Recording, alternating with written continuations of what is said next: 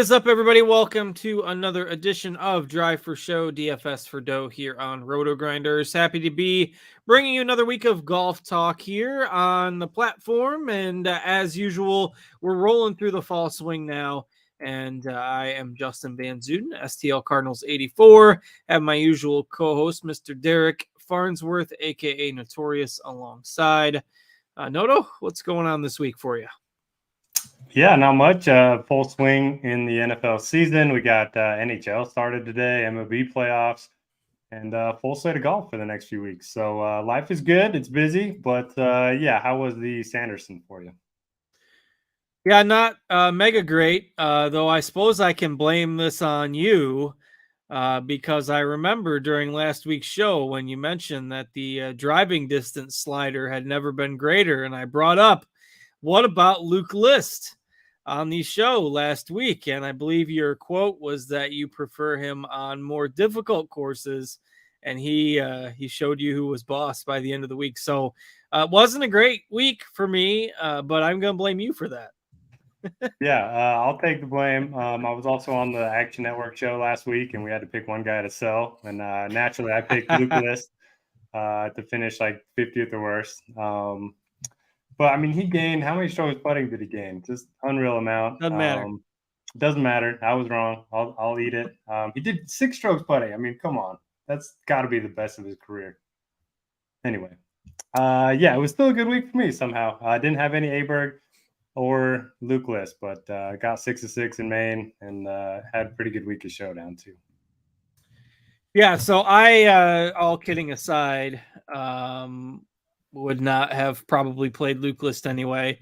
Maybe a handful of multi-entry builds, I would have thrown him on some. But on my main lineup, the only miscut that I had, and the first guy that I put in my lineup was Keith Mitchell, who was also a long driver of the golf ball, but somehow managed to go his last 27 holes on Thursday and Friday without a single birdie on that course, which does not make things work very well. And I think he finished maybe 4 spots up from the bottom. So Keith Mitchell was the big old L for me last week, was the only miscut in my main lineup. So, and I think my highest finish was T16. So nothing crazy. Did get 5 of 6 through the cut, but you really needed a 6 of 6 to make waves, at least in GPPs last week. And it was, maybe not quite as much of a birdie fest as what we'll see with some, but you did see List there get to 18 under par as part of that crazy 5-man playoff. Ben Griffin really could have won it, got himself in some trouble there on the back 9, and kind of went a little bit backwards to the field and let that 5-way playoff happen. But other takeaways from last week for you? Man, the pressure really got to these guys on Sunday on the back 9. You mentioned Ben Griffin, bogeys 2 of his last 3. Norlander had the lead for a minute. He ended up bogeying 2 of his last 5. And then Mark Hubbard on number 17 had a 12-foot putt to get to 20 under par, 3 putts from 12 feet, and then bogeys his last hole to miss the playoff by 1. So if he just goes par, he ends up winning this thing. But yeah, everyone was just kind of choking down the stretch. Didn't look like any of the guys that were finished had a chance. And then the 5-man playoff was pretty cool. That was the only hole I watched all week. But yeah, Luke List just drains a 50-footer. And yeah, pretty cool event. Yeah, naturally. Just to cap off the week. That's what he does best. Makes the 50-footers and misses the 5-footers. Maybe that's the key. Well, anyway, Luke List ends up coming out of that 5-man playoff with a victory. Kudos to him. And just one of those, typical fall swing events, weaker fields. And it's going to translate the same this week. Maybe even a little bit better scoring this week as we move to the Shriners Children's Open. Excuse me, I had a hiccup there at TPC Summerlin, which has been the host of this tournament for quite a while. So plenty of course history to go off of this week. And what are you kind of looking at as far as the course layout here? Yeah, so on paper, you would think this would set up really well for the Bombers. The fairway is 35 yards wide on average, some of the widest that you'll see on the PGA Tour. You have 3 reachable par 5s, but driving distance just hasn't had been that much of an advantage over the years. I think it's a combination of a few factors. One, if you do miss the fairways, you're probably going to be in the desert, and then you're kind of just hoping you're not in a cactus or in a rock. And then most of the holes are pretty short. So like the difference between a 110-yard approach shot and a 95-yard approach shot just isn't that much. You generally see a bigger difference in proximity numbers when you get, with your mid and long irons. So I think that has something to do with it. And then just all the par fives are reachable by the field, even with shorter drives. So I think that has something to do with this. So I'm looking at approach play. The greens are very large. I think the average green regulation rate is probably going to be 70, 75% this week. I was looking at the forecast. Looks like there's going to be no wind on Friday, Saturday, or Sunday. Winning scores typically in the 20 under par range. Wouldn't be surprised if it gets to 25 under. So you're going to have to make putts. You're going to have to hit your irons well. And experience of desert golf certainly doesn't hurt. What are you looking at? Yeah, definitely the birdie makers, ball strikers, and guys in good form. And I play the course history angle a little bit here too.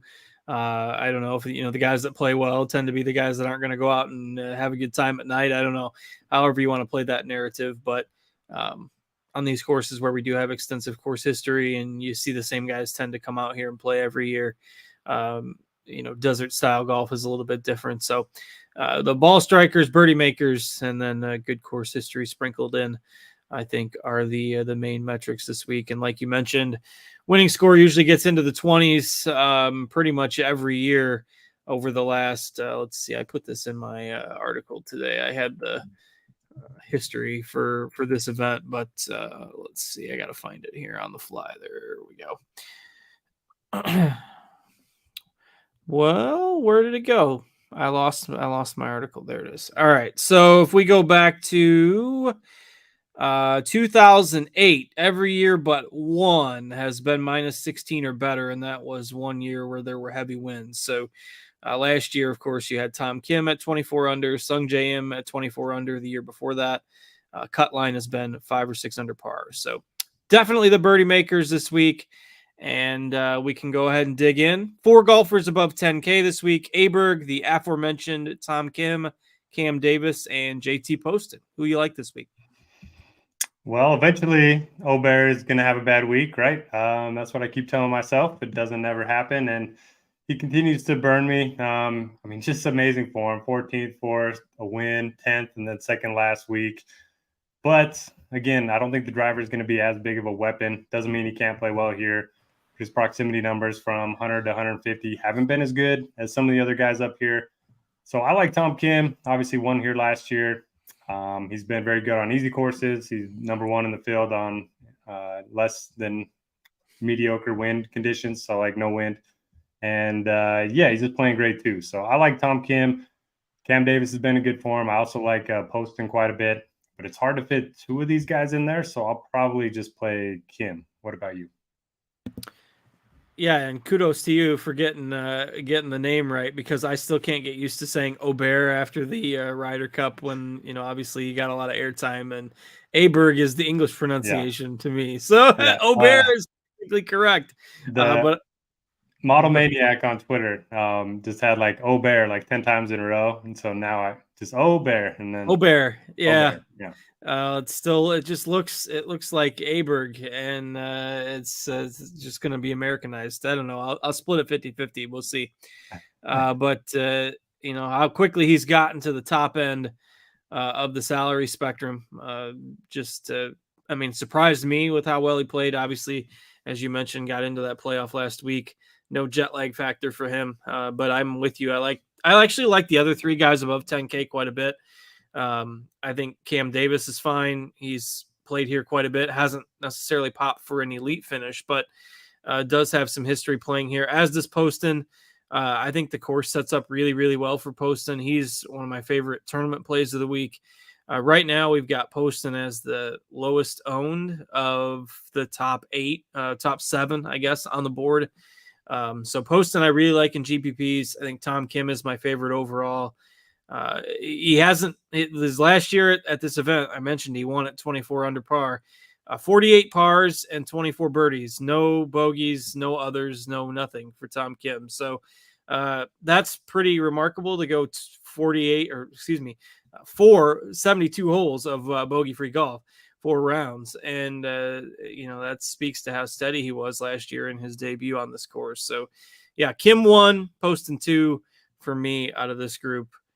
Any other thoughts on that top group of 4 for you? Yeah, I agree with you. And I really like Poston, but I mean, he's 35-1. So I just bet him. And then I think I'm going to play Kim in DFS because Kim's like 10-1. So that's kind of what I did with my exposure to the top range. And yeah, that's pretty incredible for him not to have a bogey all week. And he's showing, I mean, he had a quad on his first hole at the Wyndham, and he came back and won that event. So yeah, he's pretty special and coming in great form. Yeah, that's pretty cool if you can start +4 through 1 and then win the tournament. Probably won't do that here if you go a whole tournament without making a bogey last time. If you make an 8 on the first hole, that'll definitely set you back. But he is my favorite as well. And I see Siwoo Kim now. It kind of mentioned, I don't know if we mentioned this on the show or not, but the Asian Games were a couple weeks ago, and the Korean group won the gold medal in that, which means they get out of their mandatory military service, which is, I think, 2 years or 3 years worth of military service that's mandatory. We've seen a lot of golfers go through that and then never really be the same when they come back. So Siwoo Kim probably, on cloud 9, being able to get out of doing that. And was it Sungjae that he partnered with in that? I can't remember now. Was it the two of them? Yeah, it was Sungjae, and their score was ridiculous. I don't know how the scoring actually went, but they won by like 25 or something. I don't know if it was like Stableford or what, but yeah, really happy for those two. We've seen a lot of Korean golfers, have to go do the military service and then struggle to make it back on tour. So really happy for those two. I'm sure they were pretty pumped about it. So Siwoo leads off the 9K range. Eric Cole, another guy who's been on the rise here. Højgaard at 9,600. I mean, at this range, to me, there's a little bit of a drop off. I like Poston and Davis and Kim so much that Tom Kim, that is, that I just don't see myself going particularly into the upper part of this 9K range very much. But you like prioritizing any of these guys? Probably won't make my main lineup, anyone in this range, but I do like 2 in particular. First is Adam Schenk. He's just been a top 10 machine all season. The 2 things he does best are hit irons and make putts. He's been very good at this event too. He's got 4 top 30s in a row here, and obviously coming in really good form. Last time we saw him, he gained 6 strokes on approach at the Tour Championship. So I do like Schenk. And then Eric Cole, you mentioned him a little bit. He's number 1 in the field in birdie or better rate. And he's won 50 mini tour events. I found this out today. 50 mini tour events. And in those events, you just have to keep your foot on the gas the entire time, right? So you can't afford to not make birdies. And that's kind of what this event requires as well. So I do like him quite a bit. The off the tee worries me a little bit, but the wide fairways, hopefully he can keep it in play. If he does, I think he could definitely be in contention once again. And Herbert, 9K again. What are we doing? Probably getting him wrong. I guess last week, he was up there for a little while and ended up finishing T28. So that won't kill you at that price. But yeah, I'm out again. I still don't think he's any better than he was last week. Although he's not quite as, maybe not quite as egregiously priced, comparatively speaking, as he was last week. I can't remember now off the top of my head where he was last week, but I feel like it was a little bit, maybe a touch higher than where he is right now. Yeah, something in the high 9Ks or something. What about Adam Hadwin, like the cactus, the desert course king? I prefer Schenk out of all those guys in that range. I like Schenk. And I put this in my article this week too, but like Schenk used to be the guy that would finish T40 and every week, and now he's added a little bit more volatility to his game. And I just got to thinking, maybe when he first came on tour, it was I'm just going to secure my really nice paycheck and make sure I don't screw anything up. And now, that he's maybe a little bit more comfortable. Obviously, he's got more experience. He's probably got a little bit more of a nest egg. He's playing with a little more aggressiveness, and we've seen it pay off with all those top 10 finishes last year compared to where he was a few years back. So I like the upside that we've seen from Schenk now. He's no longer that only going to get you T40 guy. I know we've talked about that on the show a lot, but I actually do think that, there is some merit to that. So you got a hot take on Hadwin? I mean, it looks like a couple people, at least in our lineup HQ, like him a little bit. So I don't have a hot take. He's got elite course history, always plays well on the desert courses. And shout out to Hondizzle. Didn't he have Norlander tagged last week? He did. Yeah. I said that was the crazy one. That was impressive. pretty impressive. In the playoff. Yeah. So we'll see the Hondizzle Wild Tag of the Week will be coming up at the end of the show. I actually don't think it's that wild this week. So, but based on projected ownership, he does have one kind of dark horse tag. So we'll tease that for a little bit later. But yeah, no hot take on Hadwin here either. I think he's fine. But again, I'll just be getting to the 10K range, and then I like Shank a good bit too. So can't play everybody up here. But Hadwin, I'd probably have ahead of Grillo, ahead of Herbert. And then that's when we get down into the 8Ks. So anything else above 9K for you? That's it for me. Don't mind Siwoo, but probably prefer him betting rather than DFS. Yeah, what's his odds to win? He was 25 when I bet him. I think he's like 22 now. So yeah, he's got better odds than Poston quite a bit then. Which is it's crazy to me. I don't know. I think Poston's a little undervalued if you can still get him in the mid-30s. Yeah. All right, let's move into the 8K range.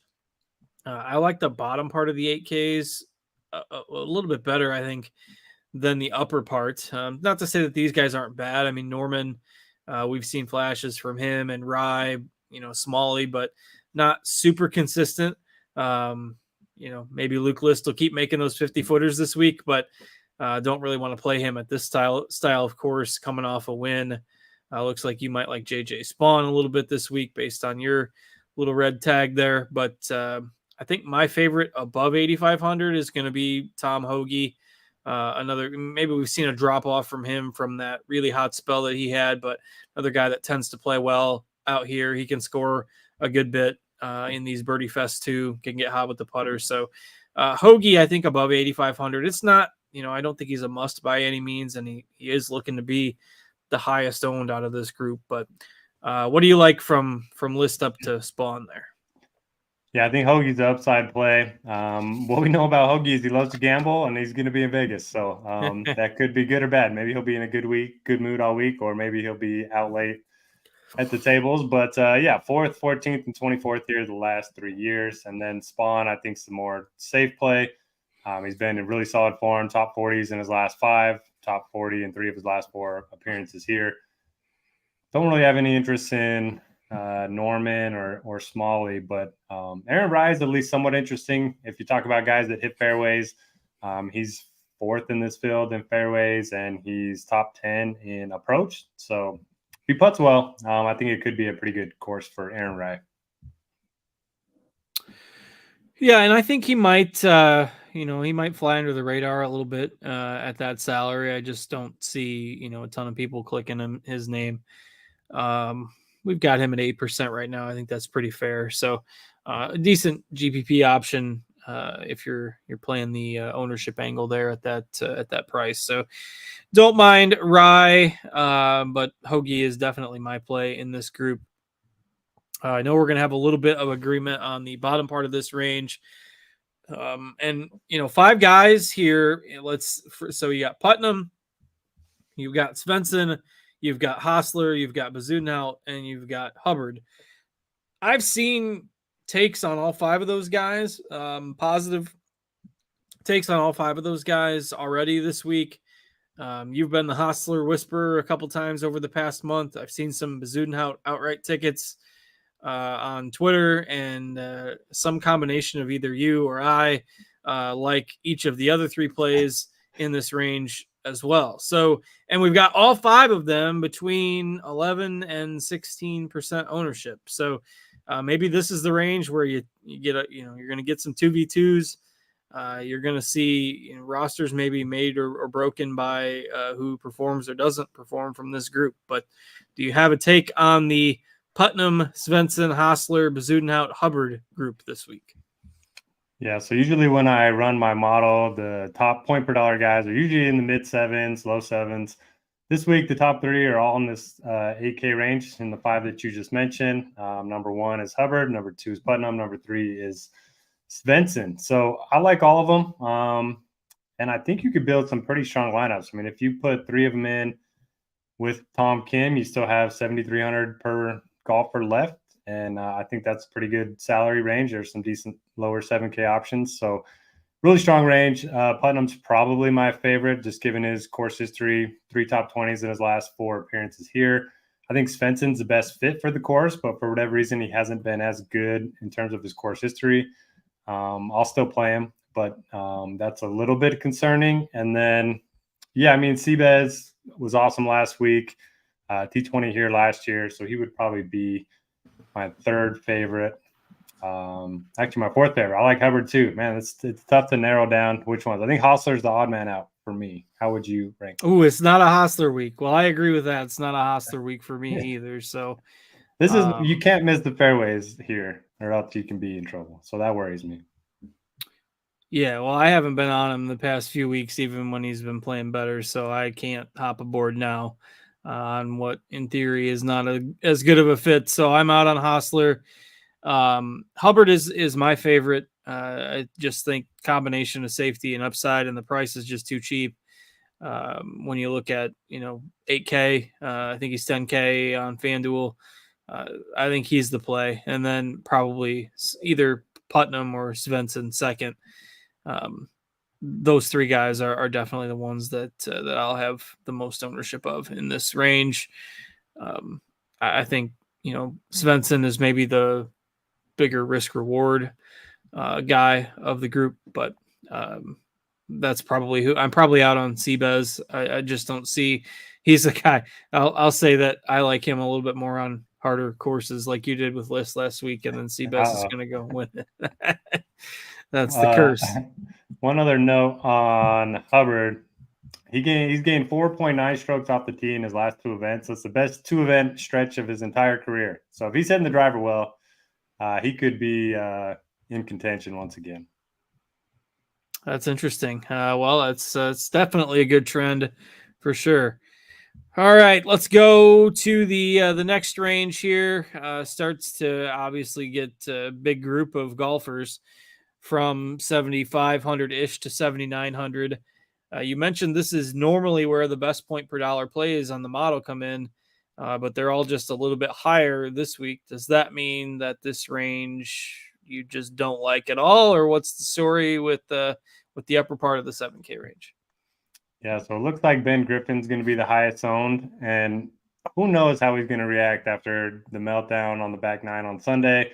If you looked at the shot tracker, he was missing fairways by 40, 50 yards. I mean, he was not in the fairway very often. Pressure just really got to him. I mean, I could see him just coming out and just, not being able to get over the hump and struggling this week. So I'm not going to be playing Griffin, especially that ownership.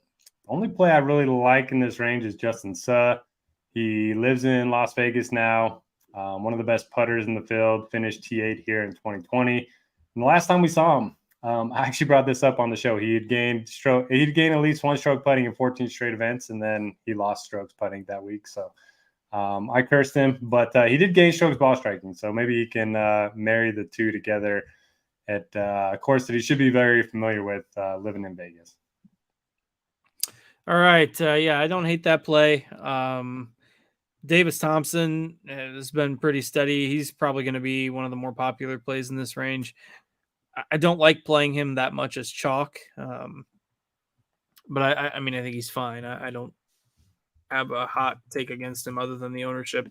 He finished T16 last week at 12 under par. Garrick Higo, who's in this range, also finished at 12 under last week. You got my boy Doug Gimman here, which, I'm okay with him, but don't necessarily know that this is the best fit for him as well. Probably going to have some people on Patrick Rogers. I know we've kind of both been a Patrick Rogers guy at times in the past. I tend to like him on driver heavy courses like what we saw last week, but Looks like he's popping in your stuff a little bit. What do you got to take on Rogers here? Or did you already mention him and I missed it? I mean, he rates out pretty mediocre for me. I guess that looks like our sorry, I got your numbers mixed up with our RotoGrinders number. Our RotoGrinders numbers like him a little bit better than your model does. Yeah, you're all good. He hasn't played since the BMW Championship, so it's been 2 full months. No strong take on Rogers. Yeah, I'm probably out if he stays in the double digits. I'm definitely out on Griffin for the reasons that you mentioned. Just prefer, instead of going here, to get up to those guys right at or above 8K. I just think that they're the better plays overall. And then I like the bottom part, just like the bottom part of the 8K range. I think the bottom part of the 7K range is where things really start to get interesting. Some guys that that I liked as values last week, like Akshay Bhatia and Nick Hardy, are down here again this week. I've seen some love for Austin Eckroat. Peter Quest is a guy that I will continue to play on Birdie Fest courses. This is maybe less of a fit given that he tends to excel with the driver, but I think he can compete here as well. Neesmith had a pretty good week last week. So there are some interesting options in the lower part of the 7K range. Who stands out to you? I was not ready to see Matthew Neesmith at 18% ownership. I liked him at the start of the week. I don't know if I can play him at that much. I mean, the course history speaks for itself. 4 straight top 20s, second here last year. His 2 biggest strengths are hitting fairways and greens. So I like him on paper, but maybe not with that ownership. I like the Quest call quite a bit. He is a guy that gains a lot of strokes with the driver, but he's also an elite putter. So I think that will help in a birdie fest like this. Other than that, I mean, Martin Laird always seems to play well here. He's made his last 5 cuts here with the win.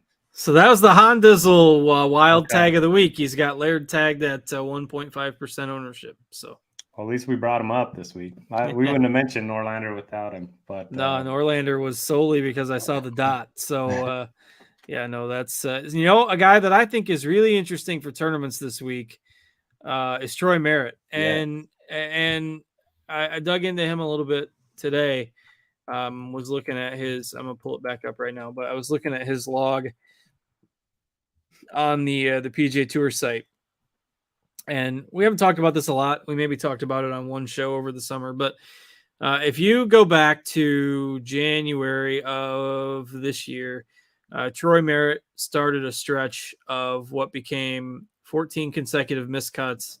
Let's see, it might be 13. I'm having trouble counting on the fly. 13 or 14 consecutive miscuts, and the only made cut in that stretch was the team event at the Zurich Classic, which really doesn't count because he was being carried by somebody else. So he went from outside of the Zurich Classic from January 22nd to June 25th without a paycheck, which is obviously not ideal.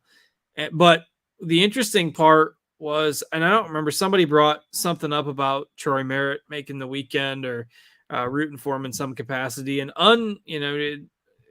nobody was asking specifically for it, but Troy Merritt really went in detail about how he was struggling with the yips and what he was doing to kind of get over it. And then you look at after that happened, sprinkled in a couple miscuts, but T17 at the Rocket Mortgage, T17 at the John Deere, and then he's actually the only player that has finished inside the top 10 in both of the fall swing events so far. T7 at the Fortinet and T9 last week. So it appears like he's overcome his putting yips. And if that's going to be the case, I mean, Merritt at 7K, he was a guy that before all this happened, was a pretty steady cut maker and a guy that we would often, tab as a value on courses like this. Nobody's really going to look at him because you look at his stats last year, you see that he missed, 13 cuts in a row or whatever it was. But I mean, everybody goes through this. We saw Brendan Todd go through this 6 or 7 years ago, missed 20 some odd cuts in a row. We've seen Michael Kim go through this, miss about the same number of cuts in a row. And he's, come back and had a good year. So obviously the results over the last 2 months have been a lot better. So yeah, I like Troy Merritt at 7K. He's one of my GPP darts for this week. And we've got him at 4% ownership right now. And I mean, I think there's at least some playable guys down here. Harry Hall's another guy that's somewhat interesting if you want to go below 7K. Michael Kim, who I just mentioned, is 6,900. Looks like he grades out. Really, is he actually the top? If you sort by Noto ranking per dollar, it's Michael Kim at the top. So we've come full circle here with these guys that have been through their ups and downs. So anybody else that you like this week? Yeah, you mentioned Harry Hall. He's actually living in Las Vegas. He's finished top 15 here each of the last 2 years, so I like that call. You made a very strong case for Merritt, so I'll be telling you on that one. Yeah, the model does like Michael Kim and Nate Lashley. I'm not particularly looking to force them into lineups, but I think they're fine. I do like Carson Young. He's an accurate driver of the ball. He's played well in these birdie fests over the last few months. He's a name that we've gotten accustomed to, and he usually treats us pretty well. So I think him at 6,900, a couple percentage of ownership is good. Are you playing EVR at 8% ownership? No, I am not. I'm not either, but it's nice to see him actually been decent the last couple months. Yeah, better than that that spell that he had. Not obviously not as bad as Merritt with all the missed cuts, but it had been a while since Van Rooyen had popped. I mean, he's a guy that used to play in the WGCs, like the top 50 in the world. Yeah, and hasn't hardly been a DFS factor in quite a while. Let's see. I'm kind of scrolling through to see if there's anybody else. EVR is certainly the highest owned guy, below 7K. Go back to Norlander, eh? Top 5 finish, obviously, last week. Still under 7K. I mean, I don't think that's a crazy idea if you think he can keep it going. Oh, I see a blurb down here. I'm always just hunting for somebody that might be on the radar. And it looks like Sobel has tabbed Jason Duffner this week. Wow. Let's see, missed the cut last week, but fourth and tee to green. Fourth and tee to green, but that usually means about 400th in putting. 400 to 1 outright, but also a sensible low cost DFS play if you're looking to get up to Obear or Tom Kim. I don't know. I don't think I can go with Duff Daddy these days. Yeah, I think I prefer another veteran in Ryan Moore. I believe he's a Las Vegas guy. One of the best from 100 to 150, and there's going to be a lot of those shots this week, so don't mind him, but don't think you need to go too crazy in the 6Ks with the 8K range being so strong. Yeah, you can even get one of the top guys, and again, there's only 4 golfers above 10K this week, so it's not, and you're not paying like 12K for a Rory or a Scheffler or something like that at the top of the list. Was pulling up. Ryan Moore had a top 10 last year. I would not have guessed that. One, like here or just in general? No, just in general, okay. The whole year. I know that's not a very high bar. He's got 2 top 10s in the last 3 years. 3 years ago at the John Deere, and one this past January at Pebble Beach. So. 7 of 24 cuts. Maybe I don't want to play Ryan Moore. Although in his PGA Tour picture, he is wearing a Aria Resort polo shirt. So, he likes it in Vegas anyway. And UNLV guy, like you mentioned. So, anybody else that we think we've covered almost everybody that I've got on the list this week? Got to mention Kevin Roy just because he's in the field, and that's it for me. All right. With that, we will put a wrap on the show for this week. Thanks to all of you for joining us. Even if you're watching us on playback, be sure to hit that thumbs up button. We do appreciate you acknowledging that you like the show. Subscribe to the RotoGrinders YouTube channel. You can get notifications whenever we happen to go live. And you can stay in the loop with all of our great content. Of course, with all these sports going on right now, you can get into the Discord. Most of our channels there are free. But check out all of our NFL content. NBA will be rolling before you know it.